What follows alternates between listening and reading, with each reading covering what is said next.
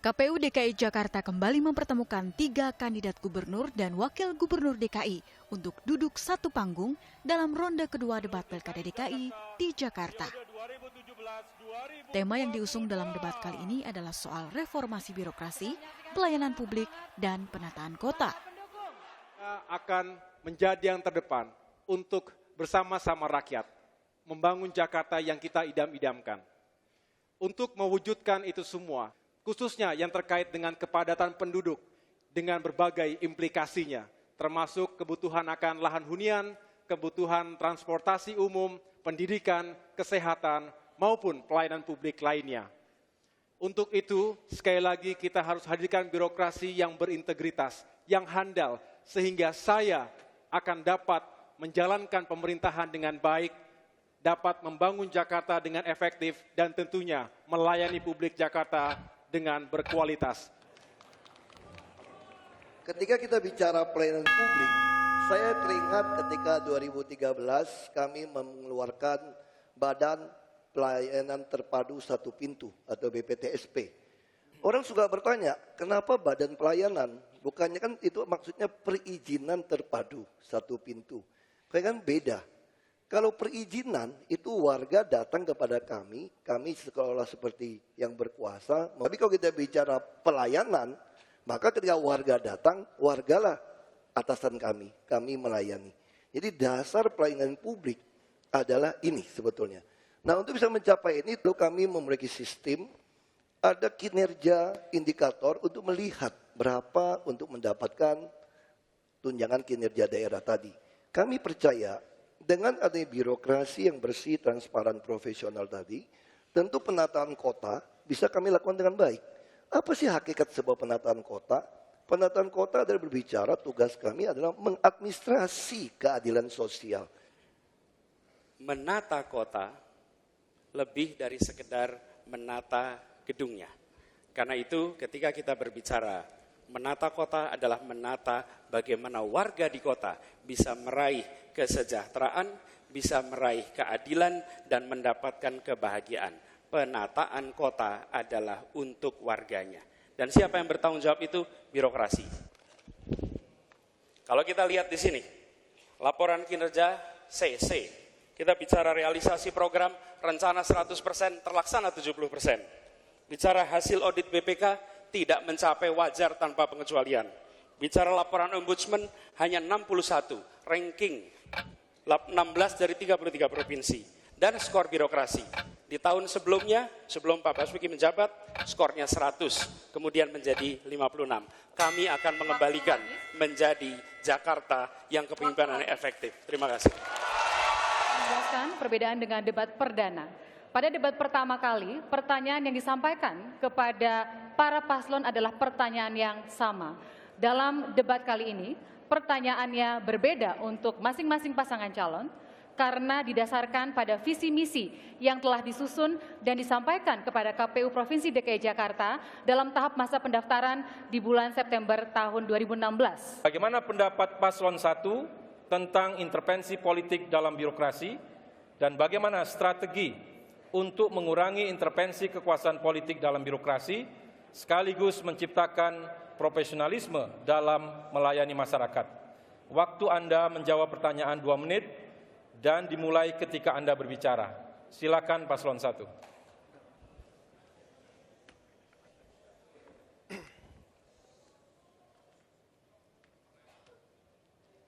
Untuk bisa menyelesaikan permasalahan di Jakarta yang begitu kompleks, memang harus diawali dengan sebuah birokrasi yang berintegritas.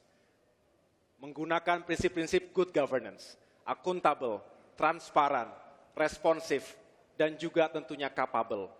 Artinya, kita harus meyakinkan bahwa birokrasi yang kita pimpin itu benar-benar memiliki tingkat profesionalisme yang baik, yang berdisiplin, dan juga memiliki kapasitas dan integritas yang juga unggul.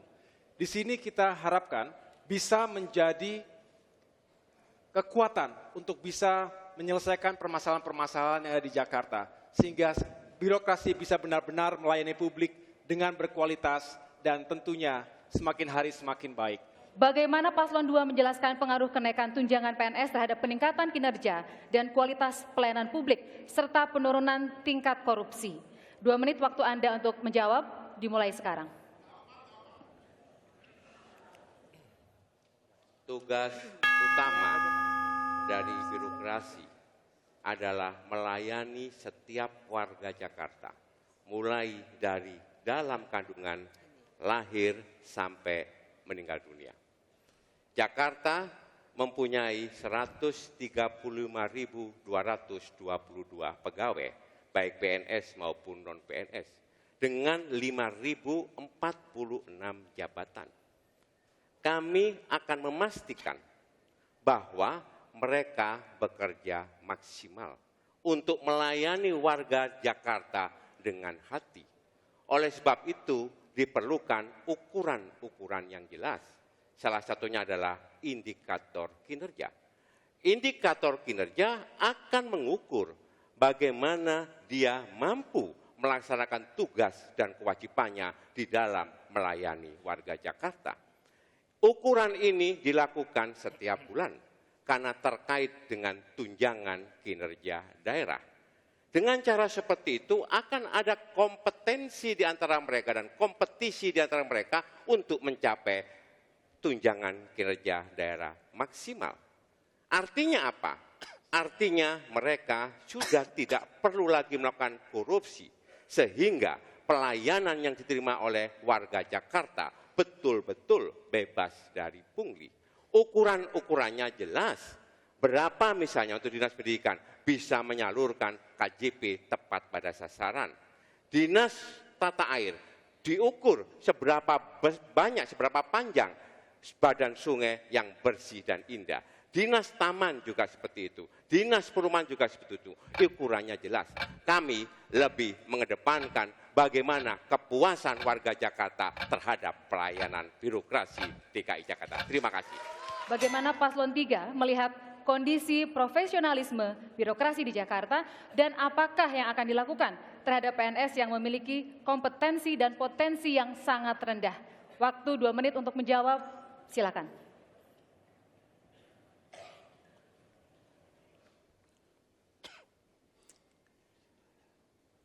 Aparatur pemerintah yang tidak kompeten seperti disampaikan tadi membutuhkan lebih dari sekedar good governance. Good governance itu pendekatan 90-an. Sekarang kita masuknya eranya open government, di mana pemerintah dan masyarakat bekerja bersama membangun wilayah, negara, dan lain-lain. Pendekatan ini membuat aparatur pemerintah dan warga negara bekerja bersama. Itu pertama. Yang kedua, tidak hanya dengan memberikan iming-iming tunjangan kinerja. Itu baik karena memberikan carrot dan memberikan sticknya jika tidak perform. Tapi yang tidak kalah penting adalah budaya kerjanya. Pemimpinnya harus merangkul, bukan memukul. Pemimpinnya harus mendorong motivasi, bukan malah menurunkan motivasi.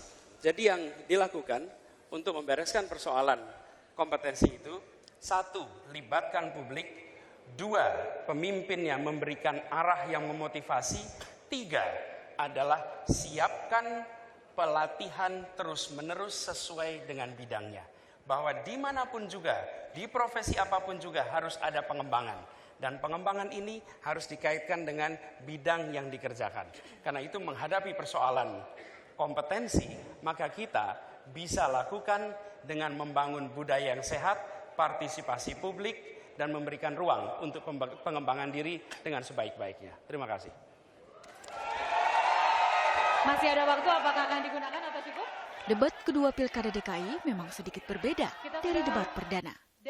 Selain dipandu 2 moderator, materi debat juga merupakan penajaman visi dan misi ketiga kandidat gubernur dan wakil gubernur DKI Jakarta dalam panggung terbuka.